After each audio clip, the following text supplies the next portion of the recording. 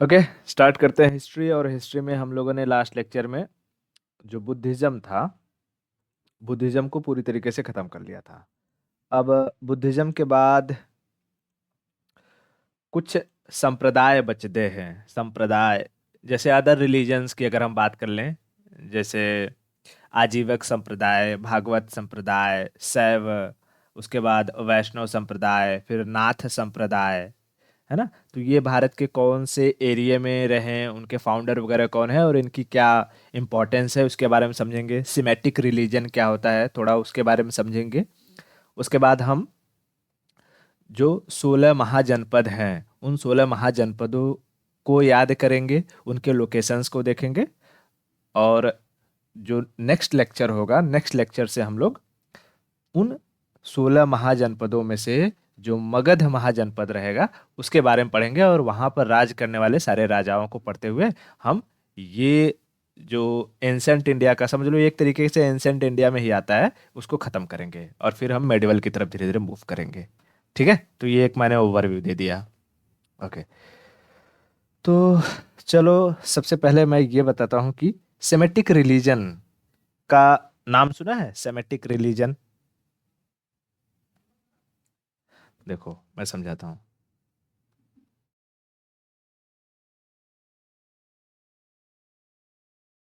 Semitic religion, अभी तक जो हमने पढ़ा था, जैसे हम इधर अगर बात करें तो सबसे पहले हमने देखा था वैदिक पीरियड था। वैदिक पीरियड में ही अगर हम देखेंगे तो वहीं से हमारा निकल के हिंदुज़म आता है। हिंदुज़म, उसके बाद हिंदुज़म में कुछ बुराइयां थी, उनको टैकल करने के लिए यहीं से दो अलग रिलीजन निकल करके आए। एक को हमने देखा जैनिज्म और दूसरा हमने देखा बुद्धिज्म। ठीक है, तो ऐसे ही तीन ऐसे रिलीजन हैं। देखो, अच्छा हम अगर इनमें बात करें पहले, तो इनमें हम देखेंगे कुछ हद तक हमने जैसे इनकी कुछ सिमिलैरिटीज देखी। जैनिज्म बुद्धिज्म में कुछ सिमिलैरिटीज थी, कुछ डिफरेंसेस थे। ठीक है, और हिंदुज्म, क्योंकि ये सारे के सारे हिंदुज्म से ही निकले हुए थे, और अल्टीमेटली जा करके इन लोग में देखेंगे तो हिंदुज्म के वो तत्व आ जाते हैं जिनसे ये दूर भाग रहे थे, जैसे आइडल वर्शिप वगैरह थी, कास्टिज्म वगैरह था। ठीक है, वो सारी की सारी चीजें इसमें आ जाती है। तो वैसे ही दुनिया में तीन ऐसे रिलीजन हैं जो जो आपस में क्या करते हैं, को रिलेट करते हैं, एक दूसरे में समानता रखते हैं। अब यहाँ अगर हम हिंदुज्म, जैनिज्म, बुद्धिज्म की बात करें तो हिंदुज्म में तो बहुत सारे रिलीजन आ जाएंगे। ठीक है, जो अभी मैं बताऊंगा, जैसे आजीवक, भागवत, शैव, नाथ, वो सब सब हिंदुज्म में आ जाएंगे, जिसको हम लोग ब्राह्मण रिलीजन के नाम से भी जानेंगे। लेकिन इन सब में देखेंगे तो सबके फाउंडर अलग अलग हैं। लाइक भगवान जो होते हैं, कोई शिव को पूजेगा, कोई विष्णु को पूजेगा, कोई राम को पूजा करेगा। यहाँ पर जैनिज्म में जैसे महावीर को पूजा करते हैं सब लोग, बुद्धिज्म में भगवान बुद्ध को पूजा करते हैं।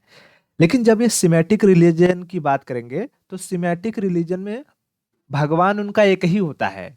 ठीक है, बस उसके अलग अलग नाम हो जाते हैं, और बाकी उनका जो रहन सहन, खाना पीना, कपड़ा वगैरह है, वो काफी हद तक सेम रहता है। इसके लिए उन्हें हम कहते हैं सिमेटिक रिलीजन, समानता रखने वाले धर्म, एक दूसरे से समानता रखते हैं। और इस सिमेटिक रिलीजन में तीन रिलीजन आते हैं। देखो, एक इस्लाम, दूसरा क्रिश्चियनिटी, क्रिश्चियनिटी, और तीसरा होता है यहूदी। ठीक है, यहूदी। अब देखो, इनमें हम सिमिलरिटीज के बारे में अगर हम बात करते हैं तो देखो, ये तीनों ही जो धर्म है, इनमें एक प्रॉफिट का कंसेप्ट है। किसका कंसेप्ट है? प्रॉफिट, यानी पैगंबर। प्रॉफिट यानी पैगंबर। पैगंबर कौन? जो भगवान का उपदेश देता है, यानी भगवान की कही हुई बातों को लोगों को सुनाता है। ठीक है, भगवान की कही हुई बातों को लोगों को सुनाता है, उसे प्रॉफिट कहा जाता है। अब अगर हम इस्लाम की बात करें तो इस्लाम में माना जाता है कि कई लाख प्रॉफिट हुए हैं, इस्लाम में कई लाख प्रॉफिट हुए हैं, लेकिन जो आखिरी प्रॉफिट थे वो थे प्रॉफिट मोहम्मद। आखिरी प्रॉफिट कौन थे? Prophet Mohammed, prophet Mohammed. और इस्लाम धर्म के अकॉर्डिंग अब दुनिया में कोई दूसरा प्रॉफिट नहीं आएगा, अब दुनिया का अंत आएगा और कयामत होगी। ठीक है, और फिर से जब ये दुनिया खत्म हो जाएगी तो फिर से इस दुनिया का निर्माण होगा। ठीक है, तो इस्लाम के अकॉर्डिंग आखिरी मोहम्मद, उनके आखिरी प्रॉफिट कौन थे? Prophet Mohammed, prophet Mohammed. और वही अगर हम क्रिश्चियनिटी में देखें तो क्रिश्चियनिटी में जो इनके आखिरी मतलब कि ये थे प्रॉफिट थे, उनका नाम Jesus, Jesus Christ, Jesus Christ. हालांकि जीसस क्राइस्ट जो है ये अपने आप को क्या कहते हैं?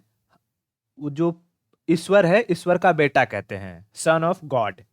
ठीक है, son of God, son of God. तो ये भी क्या कर रहे थे? भगवान की ही बातों को कह रहे थे। और जो प्रॉफिट मोहम्मद थे ये भी भगवान की ही बातों को कह रहे थे कि उन्होंने जो चीजें कही हैं उनका उनके बातों को किताब का रूप दे दिया। अभी किताब के बारे में चर्चा करेंगे। और यहूदी में अगर हम बात करेंगे तो यहूदियों के जो प्रॉफिट थे उनका नाम था हजरत मूसा, हजरत मूसा। और यहूदियों का कहना है कि अभी हमारे जो आखिरी प्रॉफिट हैं वो आएंगे इस धरती पर। जैसे हिंदुइज्म में अगर हम कहें तो हिंदुइज्म में मान्यता क्या है कि अभी कलयुग चल रहा है और कलयुग में कौन आएगा? कल्कि, है ना? कली या कल्कि उनका अवतार होगा।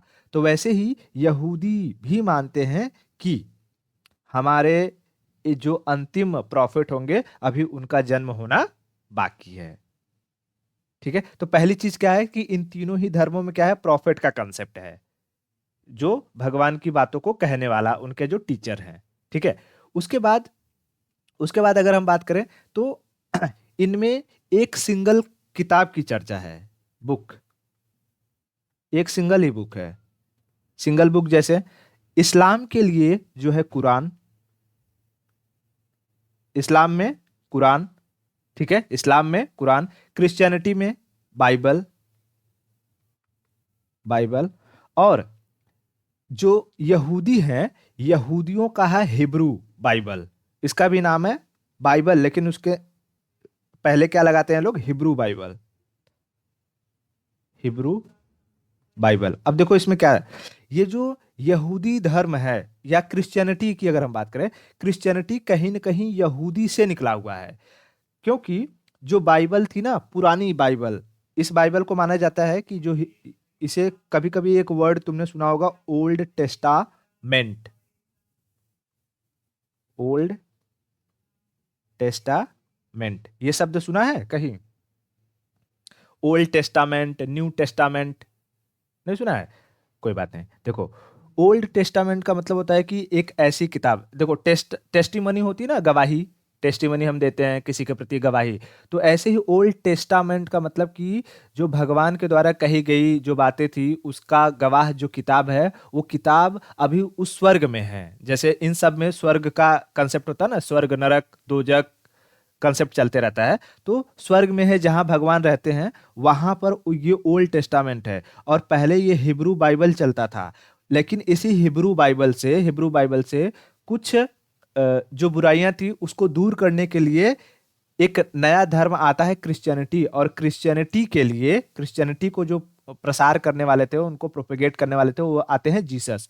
और जीसस ने जो बाइबल को एकत्र किया उसे कहा जाता है कि ये न्यू टेस्टामेंट है, न्यू टेस्टामेंट है। ठीक है, न्यू टेस्टामेंट है किताब वही, सब एक दूसरे को, एक दूसरे की ही बातों को ऊपर नीचे घटा बढ़ा करके बता रहे हैं कि हाँ देखो इसमें ये लिखा है, इसमें ये लिखा है। वैसे ही जब तुम कुरान पढ़ोगे तो कुरान में ही, कुरान में भी बहुत सारी बातें बाइबल से ली हुई है और उसमें शब्दों का हेर फेर हो गया है।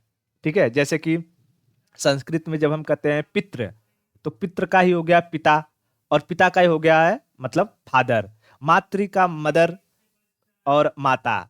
तो ऐसे ही कुरान में, बाइबल में और हिब्रू बाइबल में जब देखोगे तो शब्द वही हैं, बस उन शब्दों को हिंदी या उनके फारसी भाषा में या इंग्लिश में अलग अलग टर्मिनोलॉजी कर दिया गया है। ठीक है, निकले हैं सब एक ही जगह से। उसके बाद इसमें और सिमिलरिटीज की अगर हम बात करें तो सिमिलरिटीज में देखो कि तीनों ही जो रिलीजन के लोग हैं टोपी पहनते हैं, कैप। और इन तीनों की टोपी देखोगे तो शेप अलग अलग है। लाइक किसी का ऐसा है, ठीक है, किसी का जालीदार रहता है ना। तो टोपी तीनों ही पहनते हैं, चाहे वो क्रिश्चियन हो, इस्लामिक हो या यहूदी हो। ठीक है, उसके बाद और इसमें सिमिलरिटीज देखेंगे तो इन तीनों में ही शरीर जब इंसान मर जाता है तो उसे गाड़ने की प्रथा है, बरियल बरियल सिस्टम। ठीक है, इन तीनों में ही डेड बॉडीज को दफनाने की प्रथा है। ठीक है, इतना क्लियर हुआ? ओके, ठीक है। तो हमने देखो क्या क्या इसमें समानताएं, हमने क्या क्या देख ली सिमिलरिटीज की। पहले तो इन तीनों में ही प्रॉफिट का कंसेप्ट है, फिर प्रॉफिट के द्वारा एकत्र किए गए किताबों का कंसेप्ट है कि भाई हाँ एक एक किताब है और यही इनकी होली बुक है। वैसे हिंदुज्म में देखोगे तो बहुत सारी किताबें हैं, हर कोई आता है अलग अलग धर्म के लिए, अलग अलग अपनी अपनी किताबें हैं, लेकिन इसमें ऐसा नहीं है। उसके बाद ये इनके पहनावे में देखो तो टोपी जो पहनने वाला ऊपर स्ट्रक्चर है वो सेम है। दाढ़ी ऑलमोस्ट सभी लोग रखते हैं, कुछ कुछ अब मुसलमानों में भी कुछ लोग दाढ़ी रखते हैं, कुछ लोग नहीं रखते हैं। फिर बाद में देखोगे तो यही मुस्लिम जो रहेंगे, इस्लाम रहेगा वो दो अलग भाग में बढ़ जाएगा, क्रिश्चियनिटी भी दो अलग भाग में बढ़ जाएगा। ठीक है, जैसे इस्लाम में देखोगे तो सिया सुन्नी दो अलग संप्रदाय आ जाएंगे, सिया और सुन्नी। और क्रिश्चियनिटी में देखोगे तो कैथोलिक और प्रोटेस्टेंट दो अलग संप्रदाय आ जाएंगे। समझ में हाँ, ठीक है। तो ये चीजें हो गई सिमेटिक रिलीजन। तो सिमेटिक रिलीजन के बारे में अगर कोई पूछेगा तो क्या है, तो जो इस्लाम है, क्रिश्चियनिटी है और यहूदी है, इन तीनों को सिमेटिक रिलीजन कहा जाता है। क्यों? क्योंकि ये सारी के सारी इसमें कुछ कुछ समानताएं रहती हैं। ठीक है, ओके।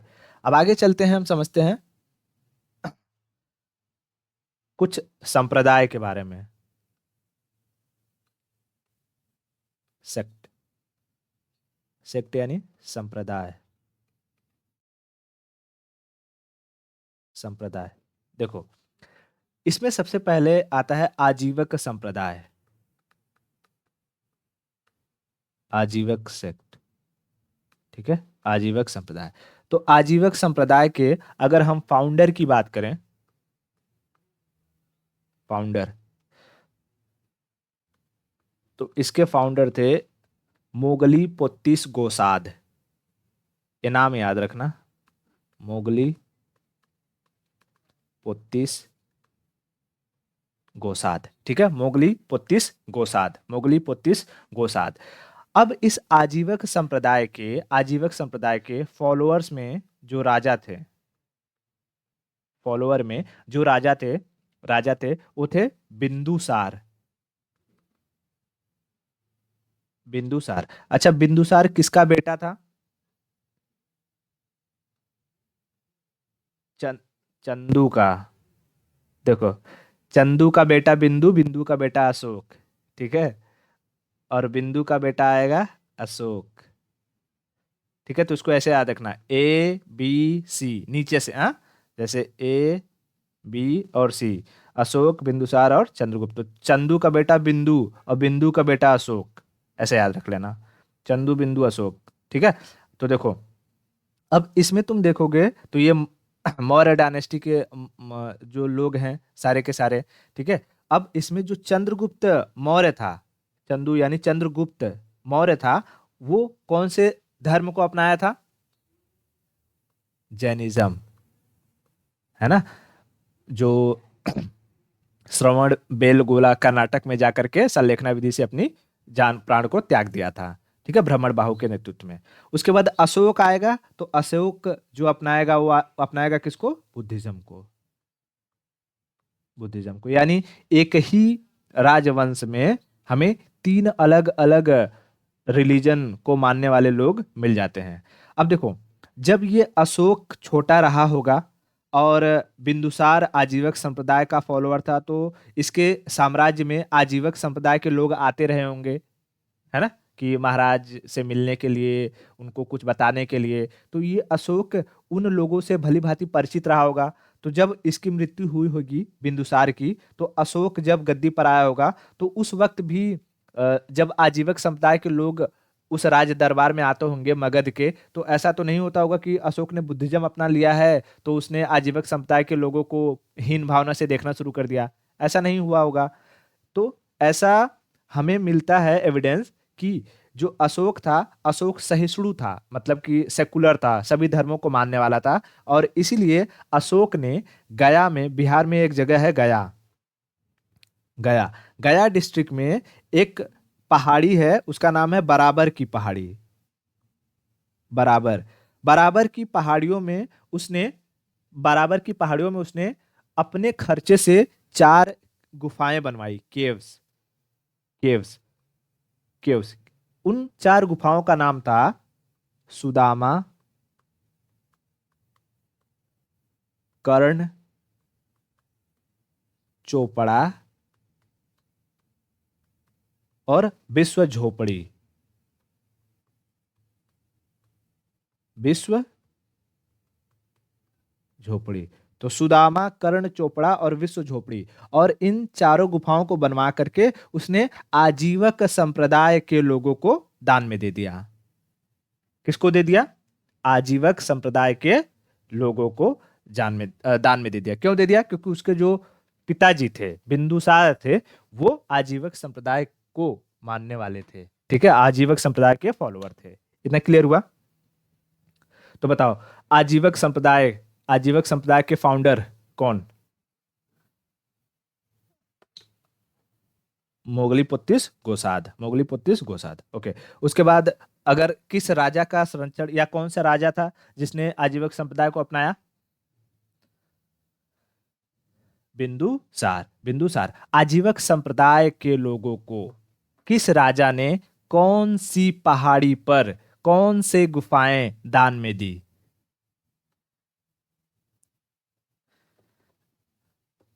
अशोक ने गया में बराबर की पहाड़ी में जो गुफाएं थी, सुदामा, कर्ण, चोपड़ा और विश्व झोपड़ी को दान में दे दिया।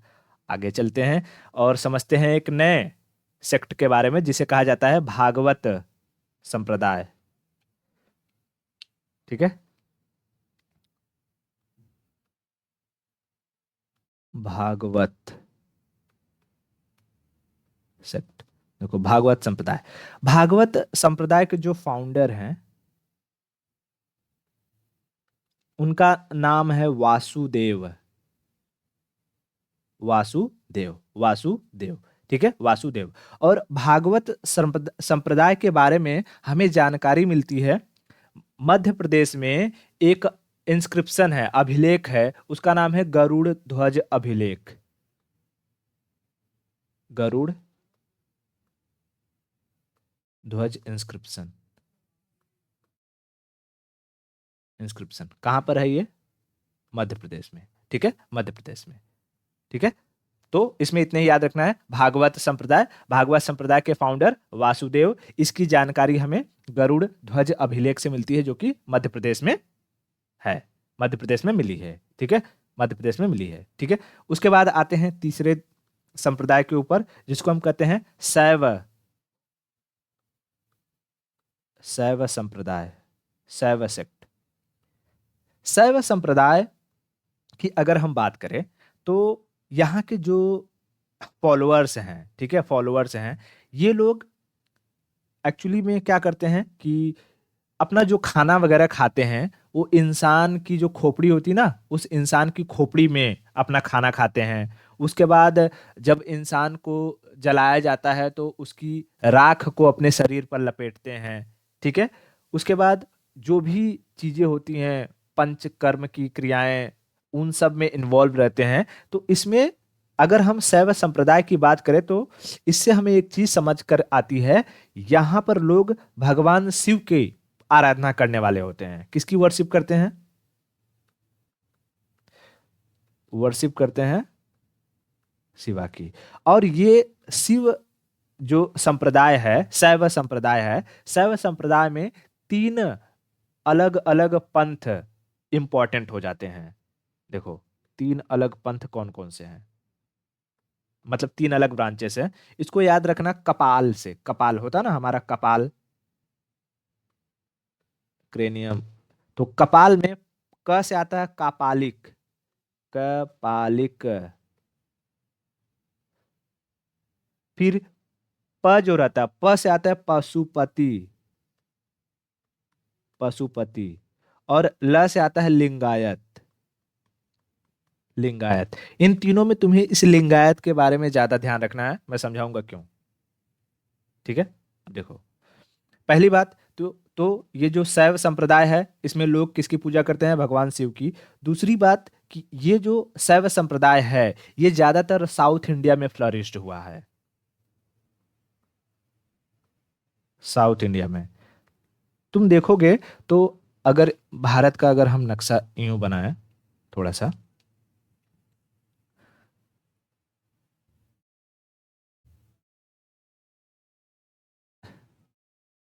ये अगर भारत का नक्शा है, तो ये जो रीजन है साउथ इंडिया का, यहाँ पर हमें भगवान शिव की आराधना ज्यादा देखने को मिलती है। और नॉर्थ इंडिया में अगर हम देखेंगे तो विष्णु की, विष्णु की आराधना ज्यादा देखने को मिलती है।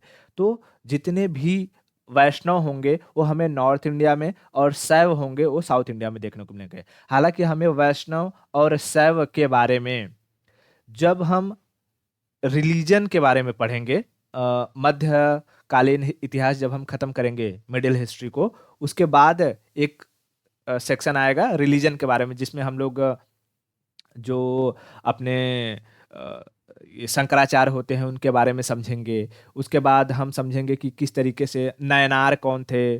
उसके बाद शिव, शिव को पूजा करने वाले को और विष्णु के पूजा करने वालों को अलग अलग नामों से जाना गया, तो उनके बारे में समझेंगे। फिर उसके बाद हम देखेंगे कि अच्छा, जो हिंदुज्म था जिसको शंकराचार्य ने फ्लरिश्ड किया, उसके बाद उसमें अलग अलग डिवीजन क्यों हो गए, तो उसके फाउंडर कौन हुए उसके बारे में समझेंगे। फिर जो हमारे पंजाबी होते हैं, जो उनके गुरु नानक हुए, उनके 10 गुरु होते हैं, उनके बारे में समझेंगे।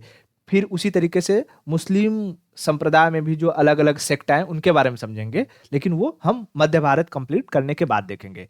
ठीक है, तो देखो, यहाँ अगर हम बात करते हैं शैव संप्रदाय में, तो जो कापालिक होते हैं, कापालिक, शैव संप्रदाय में तीन ब्रांचेस को थोड़ा सा याद रखना, उसमें से लिंगायत ज्यादा इंपॉर्टेंस देना है, लिंगायत को।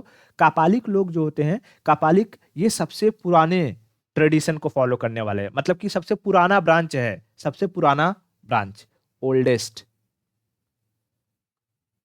Oldest branch. अगर कहेगा कि कापालिक, पशुपति और लिंगायत में सबसे पुराना कौन है, तो नहीं, कपालिक में तो कपाल वाले, ये ओल्डेस्ट ट्रेडिशन, ट्रेडिशन को फॉलो करते हैं लोग, ओल्डेस्ट। हाँ, एक कपालिक में, कपाल में खाना खाने वाले, कपालिक से याद रखना, जो कपाल वगैरह में खाना खाते हैं तो ओल्डेस्ट ट्रेडिशन को फॉलो करते हैं, tradition, oldest tradition, oldest tradition को फॉलो करते हैं। और जो पशुपति हैं, पशुपति ये सबसे ओल्डेस्ट ब्रांच है, पशुपति ओल्डेस्ट ब्रांच है, ओल्डेस्ट ब्रांच है। और जो लिंगायत है, लिंगायत, इसे याद रखना कि ये कर्नाटका में, कर्नाटका में ज्यादा फ्लरिश्ड है। और इसमें क्या होता है कि इन दोनों में, कापालिक और पशुपति में, जब इंसान मरते हैं तो उनकी डेड बॉडीज को जलाया जाता है। लेकिन लिंगायत संप्रदाय में उनकी डेड बॉडीज को जलाते नहीं है, बरीड करते हैं। ठीक है, क्या करते हैं, बरियल सिस्टम है, बरियल सिस्टम को फॉलो करते हैं। अब इसमें ना उनके फाउंडर के बारे में पूछता है कि अच्छा, लिंगायत संप्रदाय के फाउंडर कौन है, क्योंकि ये कई बार न्यूज में रहा है। तो इसके फाउंडर थे जगत गुरु बसवेश्वरा। अगर ये नाम सुना होगा तो सुना होगा, जगत गुरु बसवेश्वरा, जगत गुरु बसवेश्वरा। इन्होंने इन्होंने सारे धर्म एक ही जगह आकर के बैठे और आपस में बातचीत करे, उसके लिए इन्होंने एक मंडप बनवाया था। ठीक है। मंडप का मतलब क्या होता है, समझ लो आज के टाइम पीरियड में जो हमारा लोकसभा राज्यसभा है वहां पर लोग इकट्ठा होते हैं, अलग अलग राज्यों से आते हैं अपना और अपनी बातों को रखते हैं ना। तो वैसे ही इन्होंने एक मंडप मंडप बनवाया था, उसका नाम था अनुभव मंडप। क्या नाम था? हाँ, अनुभव मंडप। और इस मंडप को माना जाता है कि यह दुनिया की पहली पार्लियामेंट थी। इसलिए इसको मैं बोला कि ये थोड़ा सा ज्यादा ध्यान में रखना। First parliament of world. ठीक है, दुनिया का पहला पार्लियामेंट माना जाता है अनुभव मंडप। अनुभव मंडप को किसने बनवाया था? जगत गुरु बसवेश्वरा। जगत गुरु बसवेश्वरा लिंगायत संप्रदाय से ये बिलोंग करते थे, उसके फाउंडर थे। ठीक है, कर्नाटका में लिंगायत संप्रदाय को ज्यादा महत्व दिया जाता है, या वहाँ उस पर ज्यादा फॉलोअर्स उसके कर्नाटका में हैं। ये कई बार न्यूज में रहा है, इसके लिए इससे क्वेश्चन भी पूछा गया है कि जो अनुभव मंडप था, अनुभव मंडप ये किसके द्वारा बनवाया गया? जगत गुरु बसवेश्वरा। और अनुभव मंडप क्या है या इसका क्या महत्व है? तो ऐसा माना जाता है कि यह दुनिया का पहला पार्लियामेंट था। ठीक है, क्लियर हुआ इतना? ओके, बहुत बढ़िया। तो हमने क्या क्या देख लिया? हमने भागवत संप्रदाय देख लिया, हमने शैव संप्रदाय देख लिया, आजीवक संप्रदाय देख लिया। अब हम चलते हैं वैष्णव संप्रदाय के बारे में।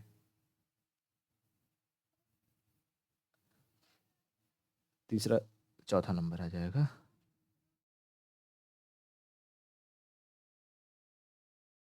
वैष्णव सेक्ट। अब देखो, वैष्णव कौन होते हैं? जो भगवान विष्णु का वर्शिप करें, वर्शिप करेंगे विष्णु का। कहाँ पर, ये कौन से एरिया में ज्यादा फ्लरिश्ड होगा? तो एरिया नॉर्थ इंडिया में।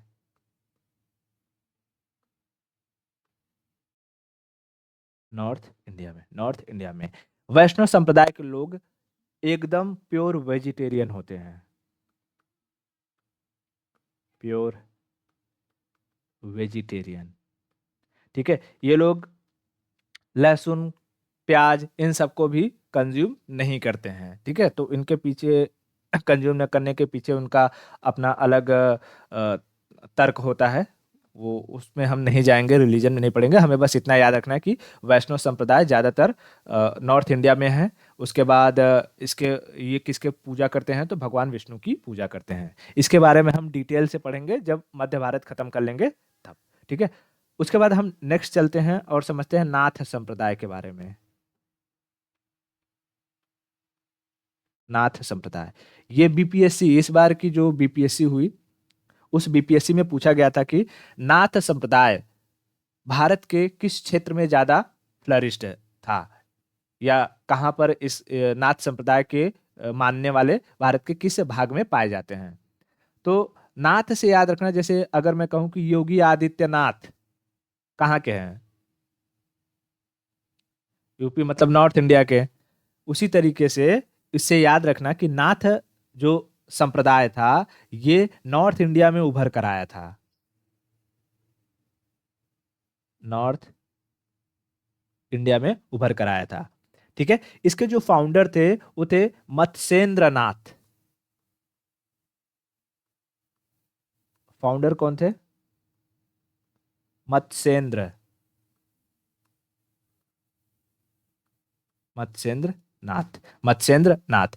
बाद में मत्स्येंद्र नाथ की मृत्यु के बाद जो इन्हें इस संप्रदाय को आगे बढ़ाया उनका नाम था गोरखनाथ। नेक्स्ट जो लीडर थे उनका नाम क्या था? गोरखनाथ। गोरखनाथ। और इसी गोरखनाथ की परंपरा से बिलोंग करते हैं योगी आदित्यनाथ। समझ में आया? इसी गोरखनाथ परंपरा से, मठ से बिलोंग करते हैं योगी आदित्यनाथ। आदित्यनाथ। अब कुछ इनकी बातों को याद रखना कि जो नाथ संप्रदाय के लोग थे ये लोग कास्टिज्म में विश्वास नहीं करते थे। कास्टिज्म में विश्वास नहीं करते थे। ठीक है, कास्टिज्म में विश्वास नहीं करते थे। ये सभी कास्ट के लोगों को, चाहे वो लोअर कास्ट हो, SC ST हो, OBC हो, सभी कास्ट के लोगों को अपने संप्रदाय में जोड़ने के लिए कोशिश करते थे और उन सबका वेलकम करते थे। ठीक है। तो कई बार कहा जाता है कि नाथ संप्रदाय के जो लोग थे वो रिलीजियस होने के साथ साथ सोशल रिफॉर्मर भी थे। ठीक है। तो रिलीजियस होने के साथ साथ ये सोशल रिफॉर्मर भी थे। इतना क्लियर हो गया?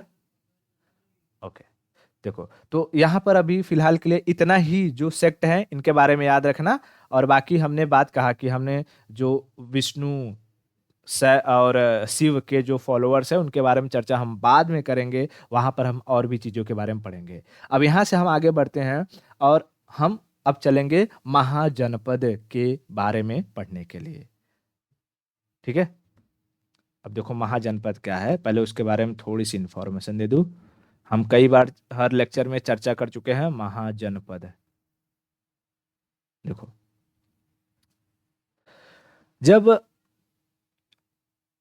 उत्तर वैदिक काल चल रहा था, वैदिक काल जैसे दो पार्ट में विभाजित था, ये पता है। पहला इनिशियल फेज था और फिर लेटर वैदिक पीरियड, उत्तर वैदिक काल, लेटर वैदिक पीरियड। उस वक्त तक अगर हम देखें तो उत्तर प्रदेश का एक जगह है, उत्तर प्रदेश का एक जगह है अतिरंजी खेरा। मैं यहां लिखता हूं, यूपी में एक जगह है अति रंजी खेरा। अतिरंजी खेरा में आयरन की खोज हो चुकी थी। किसका खोज हुआ था? Iron discovery. और जब आयरन की खोज हुई, पहले लोग क्या जानते थे? कॉपर के बारे में तो जानते थे, लेकिन कॉपर क्योंकि बहुत इतना हार्ड नहीं होता है तो उसे हम हार्ड जगह को खोद नहीं सकते हैं, बहुत हार्ड कोई इंस्ट्रूमेंट नहीं बना सकते हैं। लेकिन जब आयरन की खोज हुई तो आयरन की खोज होने के बाद हम अलग जो लोग थे वो अलग अलग जो इंस्ट्रूमेंट थे उसका निर्माण करना शुरू किए। जैसे लेटर वैदिक पीरियड तक इस आयरन का इस्तेमाल हथियारों को रूप में ज्यादा होता था। लाइक मारने काट करने के लिए जो वेपन्स बनाए जाते थे उसके रूप में इस आयरन का उपयोग होता था। लेकिन जैसे जैसे जब बुद्धिज्म आया, बुद्ध काल आया, तो बुद्ध काल में इसी आयरन का उपयोग खेती के लिए यूज होने वाले जो इंस्ट्रूमेंट थे उसको बनाने के लिए किया जाने लगा। ठीक है।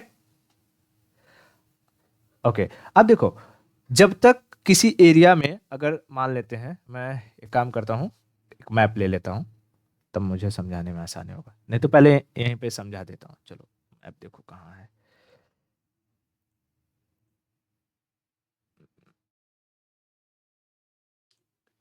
मैप, ज्योग्राफी, इंडिया, और ये हो गया। ठीक है। देखो, ठीक है, ये उत्तर प्रदेश है हमारा। हमें कलर चेंज कर लेते हैं। जैसे ये उत्तर प्रदेश है। ठीक है। उत्तर प्रदेश में पहले लोग कहाँ जो है बसते थे? तो इस एरिया में, जब हम वैदिक काल की बात करते हैं तो इस एरिया में लोग आकर के बसे हुए थे, है ना। लेकिन जैसे ही अतिरंजी खेड़ी में यहाँ पर क्या हुआ, अतिरंजी खेड़ी अगर हम देखेंगे तो इस एरिया के आसपास कहीं हमें मिलता है। ठीक है। आगरा से जस्ट आसपास के एरिया में रहता है अतिरंजी खेड़ी। यहाँ पर जैसे ही आयरन की खोज हुई तो लोग धीरे धीरे क्या होने लगे, इस एरिया में आकर के इकट्ठा होने लगे, इकट्ठा होने लगे। अब लोगों की जो भीड़ है वो बढ़ती जा रही थी, बढ़ती जा रही थी, बढ़ती जा रही थी।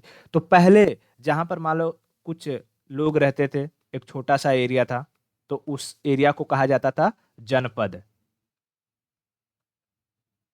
जनपद, जनपद, जन मतलब लोग, पद मतलब पैदल चलने का रास्ता या उनके फुट फुट के नीचे की जमीन। जनपद का मतलब क्या होता है? जहां तक लोगों के पैरों के नीचे की जो जमीन होती है उसे कहा जाता है जनपद। ठीक है। जैसे मान लो कि तुम्हारा ये घर है, इस घर तक तुम चल सकते हो, यहां तक जहां तक तुम चल सकते हो तुम्हारा एरिया है। ठीक है, अब ये एरिया छोटा सा है तो हम घर कहते हैं, बहुत सारे घर आ जाएं तो गांव कहते हैं, बहुत सारे गांव आ जाएं तो जिला कह देते हैं, बहुत सारे जिला मिल जाए तो राज्य कह देते हैं। Are you getting my point?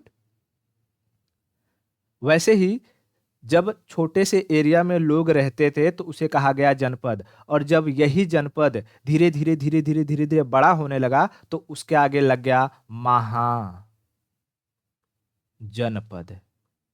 समझ में आया? महाजनपद, महाजनपद। तो महाजनपद का कंसेप्ट क्लियर हुआ पहले?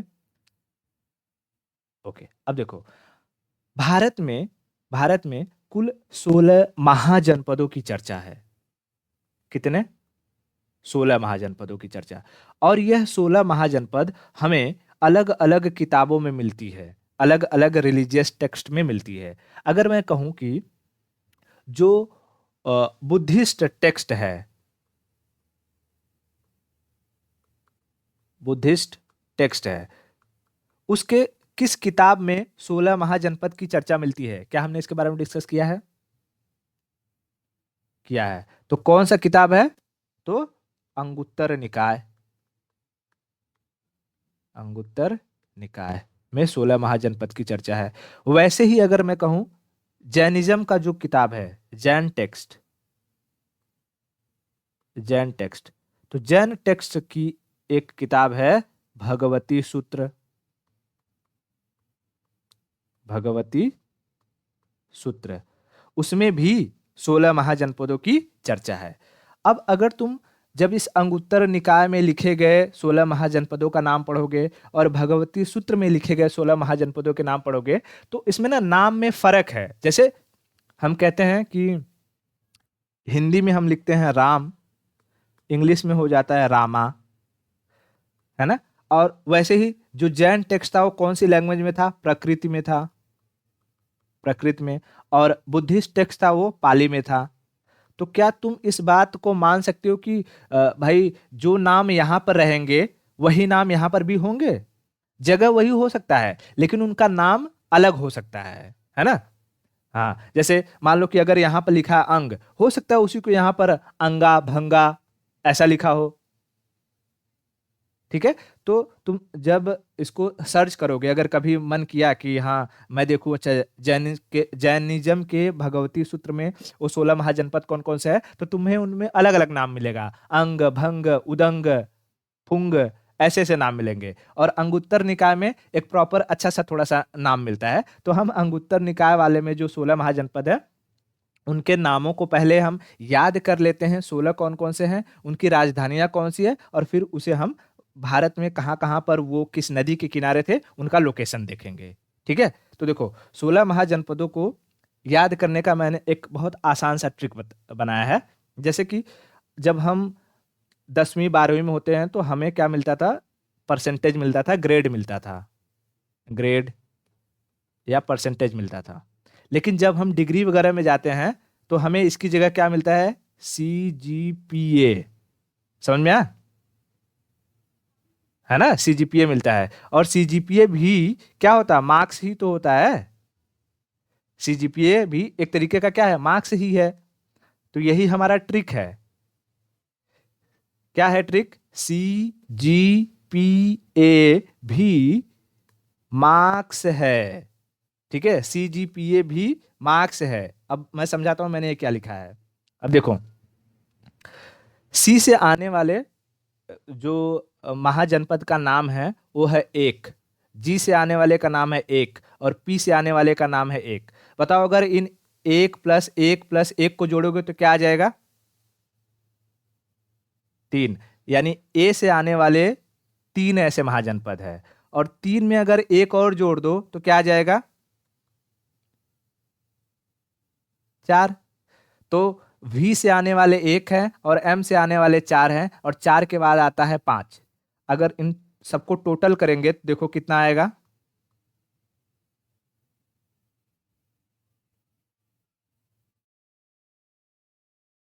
16 आ गया। ठीक है, तो क्या याद रखना है? ट्रिक, ट्रिक पहले सुनो। CGPA भी मार्क्स हैं। ठीक है, और फिर यहां शुरू करना है, एक एक एक जोड़ा तो आया 3, 3 में एक और जोड़ा तो आया 4, और 4 के बाद आता है 5। समझ में आया?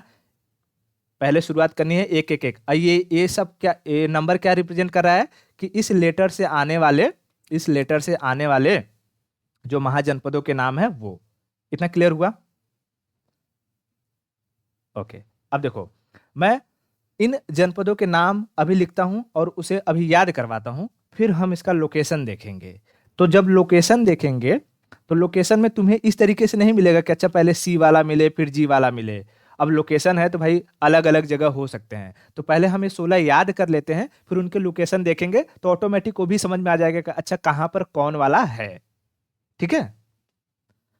ओके। देखो, सी से अगर हम बात करें तो नाम है चेदी। चेदी, ठीक है? चेदी, चेदी। जी से है गांधार। गांधार। पी से है पांचाल। नाम याद करते चलो ना। चेदी, गांधार, पांचाल, 3 हो गए। एक एक एक। चेदी, गांधार, पांचाल। चेदी, गांधार, पांचाल। चेदी, गांधार, पांचाल। ठीक है? चेदी, गांधार, पांचाल। चेदी, गांधार, पांचाल। चेदी, गांधार, पांचाल। अब ए से मैं लिखता हूं। देखो, ए से है 3 नाम है। ए से 3 नाम है, तो मैं यहां लिखता हूं अवंती, अवंती, अस्माक और अंग। अवंती, अस्माक, अंग। अवंती, अस्माक, अंग। अवंती, अस्माक, अंग। अवंती, अस्माक, अंग। ठीक है? अवंती, अस्माक, अंग। अवंती, अस्माक, अंग। क्लियर हुआ इतना? तो बताओ, सीजीपीए, सीजीपीए का क्या है? C for Chedi, G for Gandhara, और पी फॉर पांचाल। ठीक है? ए से 3 है। तीन तीन कौन से? अवंती, अस्माक, अंग। अंग। अवंती, अस्माक, अंग। अवंती, अस्माक, अंग। अवंती, अस्माक, अंग। और वी से आ जाएगा, वी से वज्जी। वी से वज्जी। वज्जी के साथ याद रख लेना वैशाली। वज्जी या वैशाली। एक्चुअली मैं इसके बाद में इनका ये जो कहते हैं कैपिटल भी याद करवाऊंगा, तो वज्जी का वैशाली भी याद रख लेना। ठीक है? वज्जी, वैशाली, भी से 2 नाम याद रख लेना। ये ही वज्जी और वैशाली, वज्जी, वैशाली, ये कैपिटल है। वज्जी का कैपिटल है वैशाली। ठीक है? चलो, अभी अभी अभी खाली तुम वो याद रखो, महाजनपद याद रखो। वी से वज्जी, वी से वज्जी, वी से वज्जी। ठीक है? तो हम कहां तक पहुंच गए? हम यहां तक पहुंच गए, वी तक। अब हमें पहुंचना है एम पर। एम से 4 हैं। देखो, एम से 4 है, तो एम, एम से जो सबसे फेमस है मगध, फिर मल्ल। ठीक है? मगध, मल्ल, मथुरा, मथुरा, मगध, मल्ल, मथुरा और मत्स्य। ठीक है? मगध, मल्ल, मथुरा और मत्स्य। मथुरा और मत्स्य। अच्छा, एक चीज याद रखना, ये जो मथुरा है ना, ये कैपिटल है, ये महाजनपद नहीं था, ये कैपिटल है। और कैपिटल किसका था? तो सूर्यसेन। सूर्यसेन महाजनपद था। ठीक है? अब क्योंकि वो ट्रिक में फिट नहीं बैठ रहा था, तो मैंने इसको ऐसे सूर्यसेन की जगह हमने मथुरा याद कर लिया। ठीक है? तो मथुरा किसका कैपिटल था? सूर्यसेन का। तो बस इसको याद रखना। मैं जब मैप पे दिखाऊंगा तो कंफ्यूज मत होना कि अरे ये तो तुमने मथुरा बोला लेकिन यहाँ पर तो सूर्यसेन है। तो सूर्यसेन महाजनपद है, मथुरा कैपिटल है। लेकिन अभी तक जितना हमने बताया वो सारे महाजनपद हैं। ठीक है? इतना क्लियर हुआ? तो हमने यहाँ पर एम से बताओ, फिर से याद करो। सी से क्या है? सी से चेदी, जी से गांधार, पी, पांचाल, ए, अवंती, अस्माक, अंग, और वी से वज्जी। एम से 4, एम से 4 कौन से है? मत्स्य। मत्स्य। हाँ, मगध मल्ल मथुरा मत्स्य, मगध मल्ल मथुरा मत्स्य। अब आते हैं के से। के से देखो 5 है, ठीक है। के के से अगर 5 है तो देखो 5 कौन कौन से हैं, तो काशी, कोसल, कोसाम्बी, ठीक है। काशी, कोसल, कोसाम्बी, कंबोज, कंबोज और कुरु, कुरु, ठीक है। कंबोज और कुरु, कंबोज और कुरु, ठीक है। तो अब देखो फिर से मैं यहाँ लिखता हूँ के का। तो इसको एक प्रॉपर मैनर में देखो क्या होगा। पहले के ए वाला याद रखो, कंबोज, ठीक है। कंबोज, कंबोज, फिर काशी, काशी, फिर कोसाम्बी, कोसाम्बी, फिर ओ से कोसल, और यू वाला लास्ट में आ जाएगा कुरु, ठीक है। तो ए वाला पहले याद किया, फिर ओ वाला याद किया, फिर यू वाला याद किया। तो कंबोज, काशी, कोसाम्बी, कोसल और कुरु, और कुरु। अच्छा, जैसे हमने इसमें ये देखा था कि यहाँ मथुरा कैपिटल था और सूर्यसेन महाजनपद था, वैसे ही एक और याद बस रख लेना कि ये जो कोसाम्बी है, कोसाम्बी कैपिटल है और इसका जो महाजनपद था वो था वत्स्य, ठीक है। वत्स्य, बस यही चीज इतना याद रखना है कि वत्स्य क्या था, ये महाजनपद था और कोसाम्बी उसकी कैपिटल थी, ठीक है। हाँ, ठीक है। ओके, चलो के वाला याद कर लो पहले। कंबोज, काशी, ए से पहले कंबोज, काशी, कोसाम्बी, कोसल और कुरु, ठीक है। याद हुआ? ओके, कंबोज, काशी, कोसाम्बी, कोसल और कुरु। तो ये देखो 16 जो महाजनपद है ये हमने देख लिए एक ही झटके में। ट्रिक बोलो, ट्रिक क्या है? Trick, C G P A भी मार्क्स हैं। अब इनका नंबरिंग बताओ कितने से क्या है? 1 1 1 3, और फिर एक और जोड़ोगे तो आएगा 4 और इसके बाद आएगा 5। बताओ, सी से चेदी, जी से गांधार, पी से पांचाल, ए से अवंती अस्माक और अंग, वी से वज्जी, वज्जी और म से मगल मल्ल मथुरा मत्स्य, और के से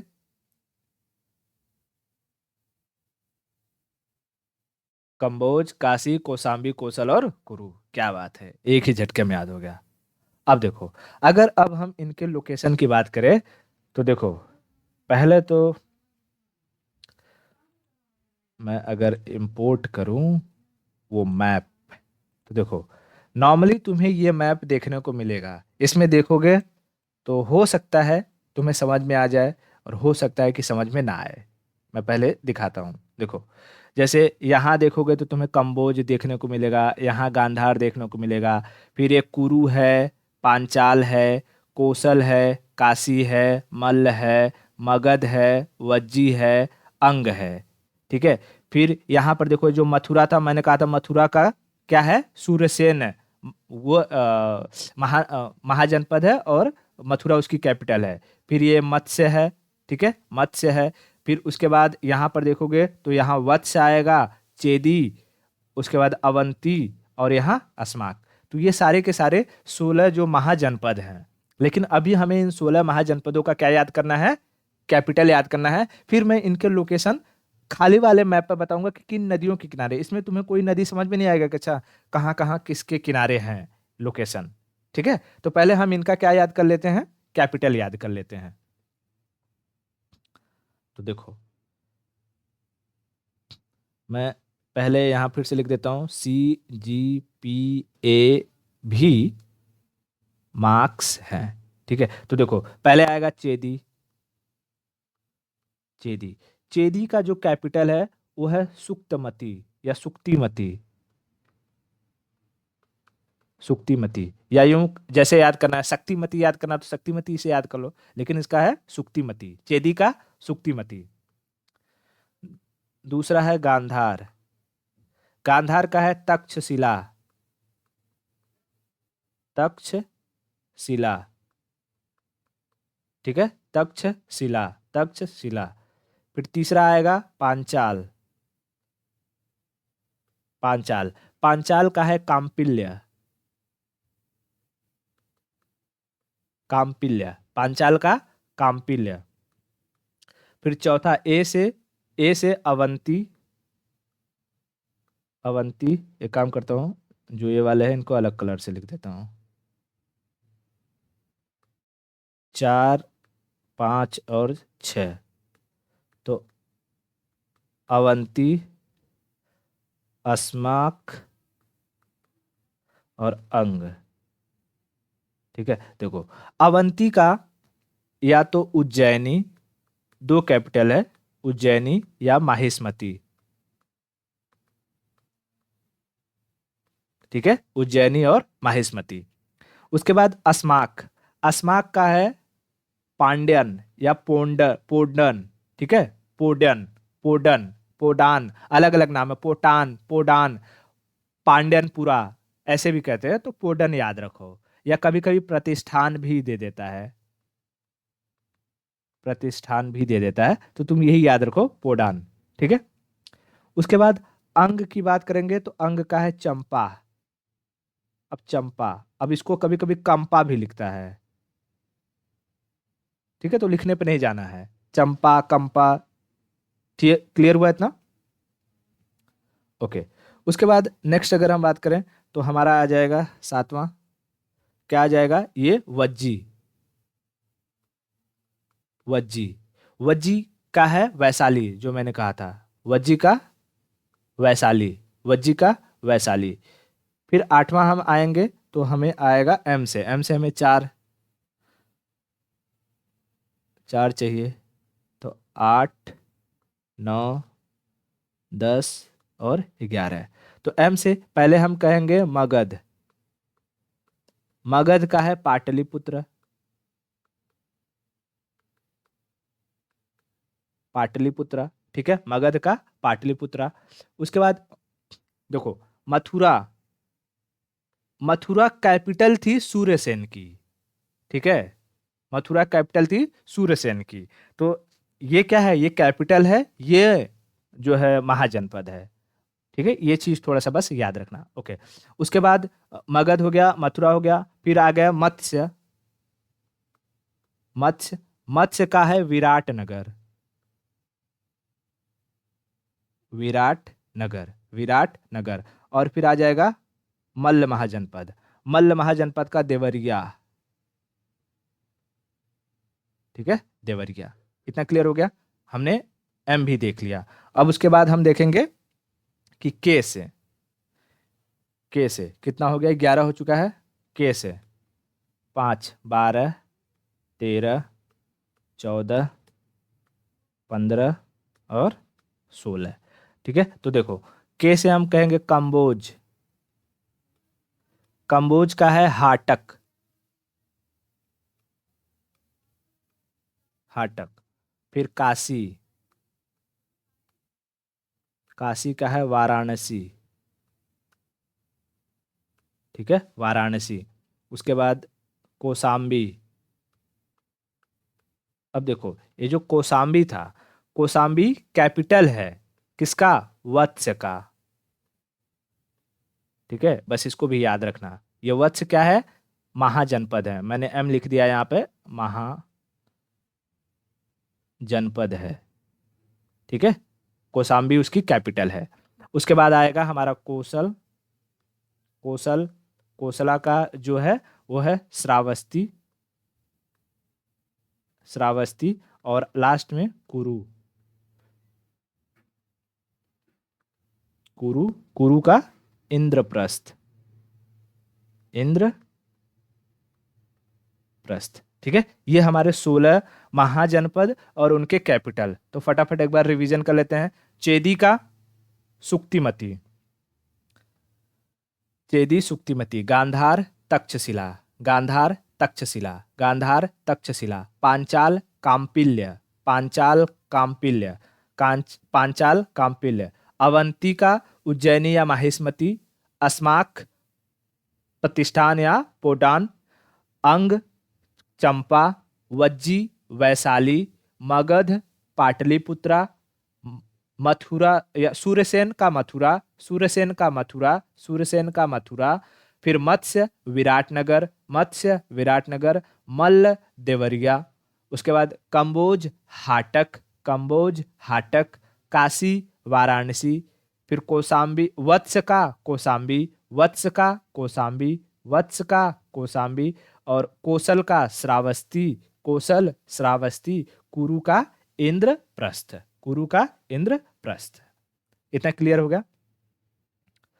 अब देखो, अब मैं समझाता हूं कि कैसे इन्हें हम, अगर कभी मेंस वगैरह में ये फील करने के लिए आ गया तो इसको कॉपी कैसे करेंगे। यहाँ से आ जाएगा copy,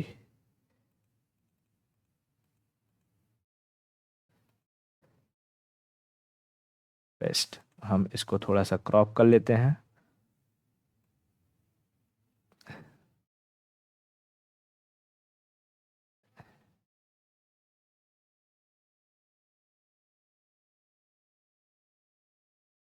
just give me a second. ठीक है, चलो अब पहले हमें ये समझना है कि कुछ जो नदियां हैं, क्योंकि जितने भी महाजनपद होंगे वो किसी न किसी नदी के किनारे होंगे कि नहीं। हाँ, तो देखो, इन नदियों के बारे में अगर हम समझेंगे तो हमको पता रहता है कि यहाँ पर क्या रहती है हमारा, हमने ज्योग्राफी में पढ़ा हुआ है, ये कौन सा लेक है। कैलाश तो माउंटेन है। मानसरोवर, मानसरोवर, मानसरोवर से एक नदी निकलती है, उसका नाम है इंडस। ठीक है, इंडस।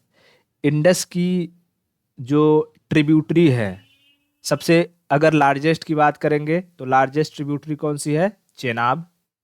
ठीक है, फिर इसी चेनाब में आ करके बहुत सारी नदियां जो मिलती हैं, बहुत सारी नदियां, जैसे कि झेलम की अगर हम बात करेंगे, झेलम आएगा, इसमें मिल जाएगा। ठीक है, ये हो जाएगा जे, झेलम। उसके बाद रावी होगा, रावी, रावी आएगा, इसमें मिल जाएगा। फिर यहाँ से निकलेगी सुतलज, सुतलज आके इसमें मिल जाएगी, और यहीं से आएगी हमारा ब्यास, इसमें मिल जाएगी। यानी ये इनकी सारी की सारी, अगर हम इंडस की बात करते हैं, इंडस की जो ट्रिब्यूटरी कौन सी है, JCRBS, झेलम चेनाब रावी ब्यास और सुतलज। और यहाँ पर जितना भी कुछ हमें महाजनपद देखने को मिलेगा वो इन्हीं नदियों के आसपास होगा। लेकिन हम देखेंगे जो हमारा ये कहते हैं कंबोज और गांधार है, वो हमें यहाँ इन नदियों के आसपास नहीं देखने को मिलता है। देखो, हमें ये जो अफगानिस्तान का एरिया है, यहाँ पर हमें मिलेगा कंबोज, और ये पाकिस्तान का ऊपरी सेक्शन जो इंडस रिवर के किनारे वाला है, यहाँ पर हमें मिलेगा गांधार।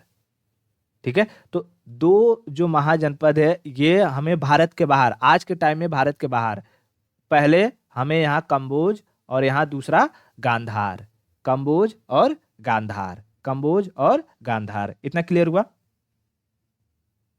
हाँ, इनका लोकेशन देख लेना, भारत में नहीं है आज के टाइम में, मतलब पाकिस्तान के एकदम ऊपरी सेक्शन में, और उसी से पहले हमें कंबोज मिल जाएगा। कंबोज और गांधार ये दोनों हमें अफगानिस्तान पाकिस्तान पे मिलेंगे, अफगानिस्तान पाकिस्तान में।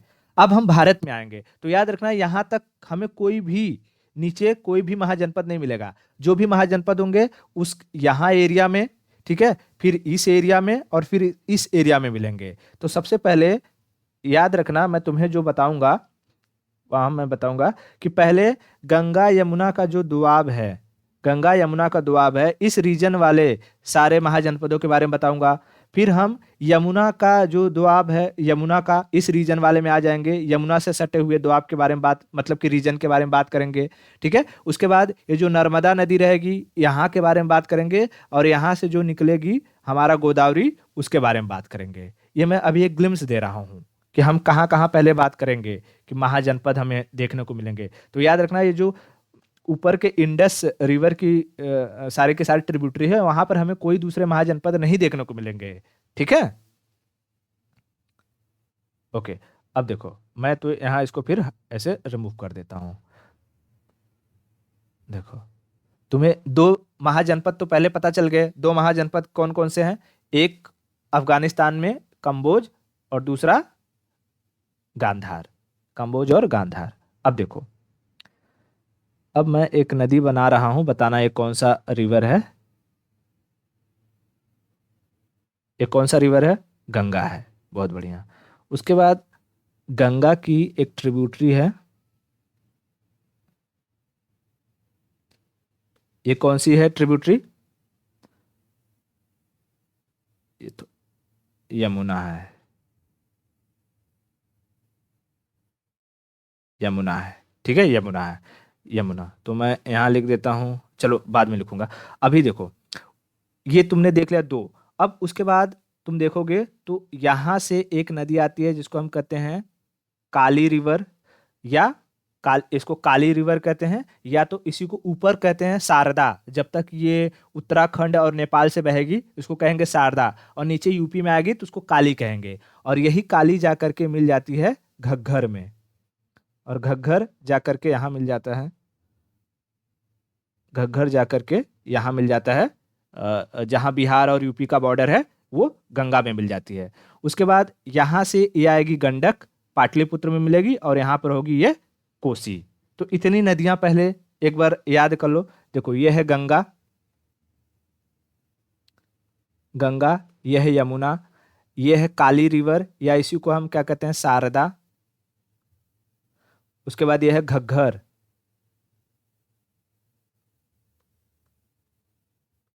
घग्घर, ठीक है। और ये हमारा है गंडक, गंडक, और ये है कोसी। ठीक है, इतना समझ में आ? ओके। अब देखो, जो हमें नेक्स्ट ये महाजनपद मिलेंगे वो इन्हीं नदियों के दोआब में मिलेंगे। जैसे हमें यहाँ पर एक मिलेगा, एक महाजनपद मिलेगा, उसका नाम है कुरु, कुरु। ठीक है, कुरु। मैं एक काम करता हूँ, नंबरिंग डालता हूँ। जैसे ये 1 नंबर हो गया, ये 2 नंबर हो गया, इसको मैं 3 नंबर डालता हूँ। तो इसको यहाँ लिखते जाता हूँ। 3 नंबर क्या है? कुरु, कुरु। ठीक है, कुरु। अब कुरु से ही नीचे आओगे तो ये वाला जो रीजन होगा ये होगा हमारा 4 नंबर, इसे कहेंगे पांचाल, पांचाल। मैं एक एक चीज दिखाना चाहता हूं, इसको रुक जाओ। जैसे मैं यहाँ 1 नंबर क्या हमारा है?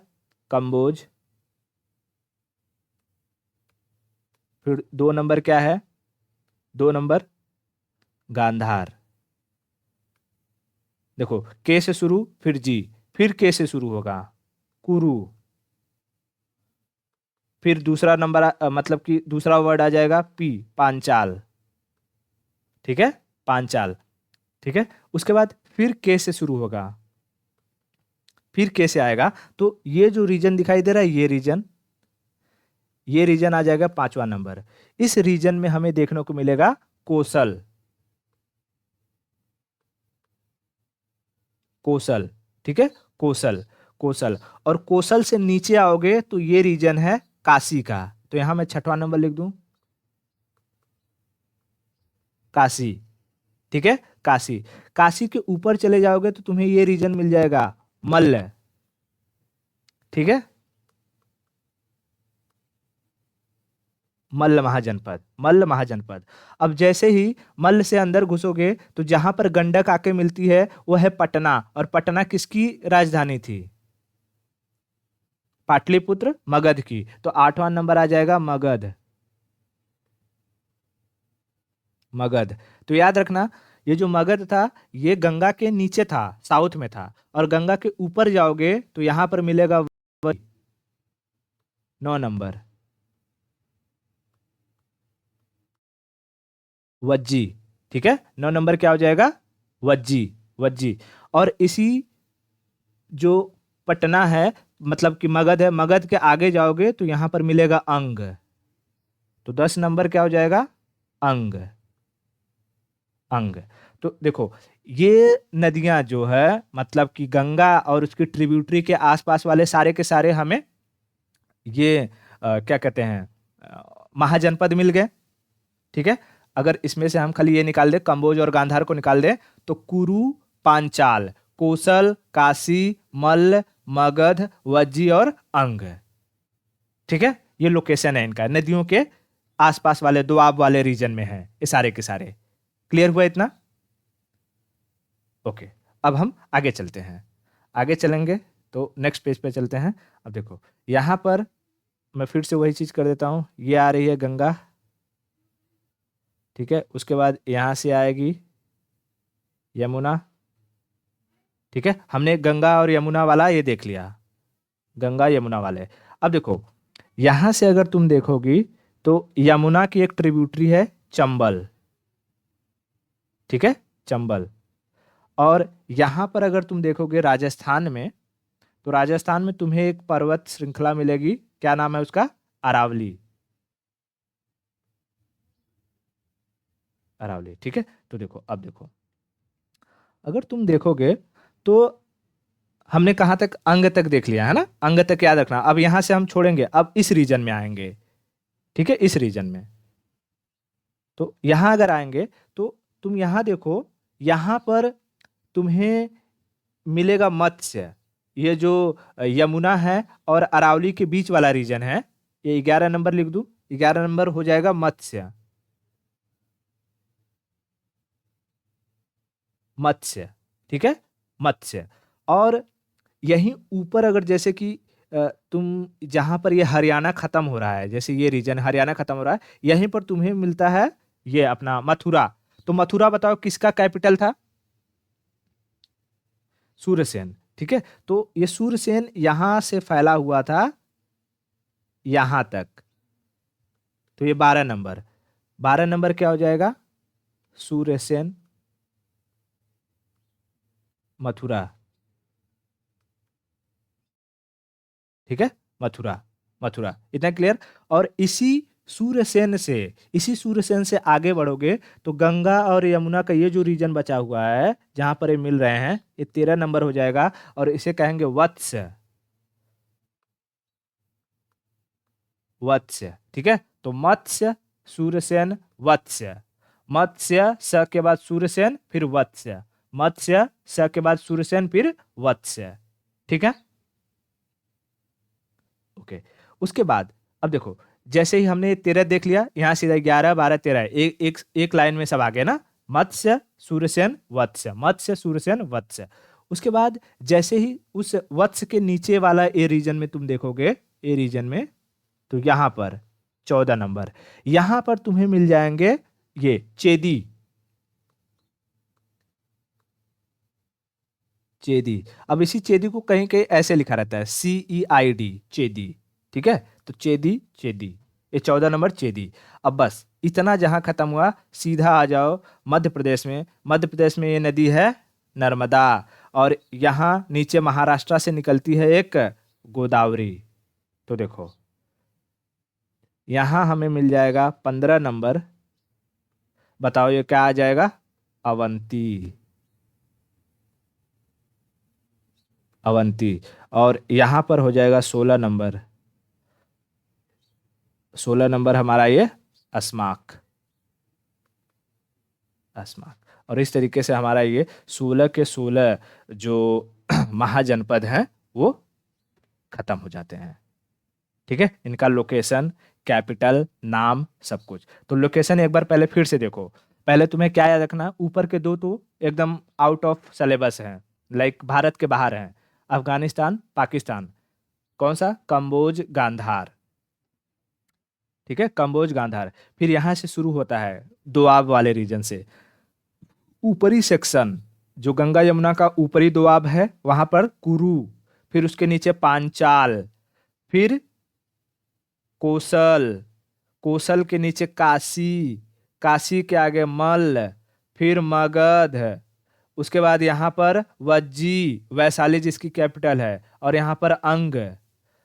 ठीक है, तो बहुत आसान सा याद हो जाएगा। देखो अब अगर तुम्हें कुछ भी नहीं करना है, खाली ऐसे मैं लोकेशन भी पूछते जाऊं, तो जैसे यहाँ पे कहूंगा तो कंबोज, कंबोज, यहाँ पे गांधार, फिर यहाँ पर तुम देखो तुमको पता चल जाएगा कुरु से चालू था, यहाँ पे पांचाल, या आर लिख दिया, पांचाल, फिर यहाँ पे के से आ जाएगा वापस से कौशल, कौशल के नीचे था काशी, ऊपर है मल्ल, यहाँ है मगध, यहाँ है वज्जी, यहाँ है अंग। फिर ये खत्म हो गया, इधर आ जाओगे, यहाँ पे मिल जाएगा मत्स्य, यहाँ पे हो जाएगा हमारा सूर्यसेन, यहाँ पर फिर हमें मिल जाएगा वत्स्य, मत्स्य सूर्यसेन वत्स्य, और फिर यहाँ मिल जाएगा अपना अवंती,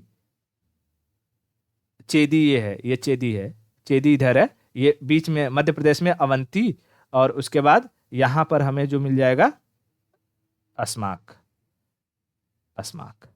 ठीक है, तो ये एक बार अगर तुम प्रैक्टिस करोगे, देखो मैंने जो जितना इजी हो सकता था मैंने उतना इजी बना दिया है इसको। अगर तुम्हें ये मैप देखना है, यकीन मानो इस मैप में कंफ्यूज हो जाओगे कि अच्छा ये एग्जैक्ट है कहाँ पर, लेकिन अगर इसको रिवर के थ्रू अगर हम निकालेंगे, रिवर के थ्रू कि हाँ किस नदियों के किनारे हैं, तो हम हमेशा हमेशा दिमाग में बैठ जाएगा कि अच्छा ये इस नदियों के आसपास ये वाले रीजन में ये है, और उसके बाद यहाँ पर ये है। क्लियर हो गया? ठीक है, तो इसको एक दो बार ब्लैंक मैप पर प्रैक्टिस करना, ये पूरी तरीके से याद हो जाएगा। तो आज के लिए इतना रखते हैं, और बाकी की स्टोरी हम नेक्स्ट लेक्चर में करेंगे।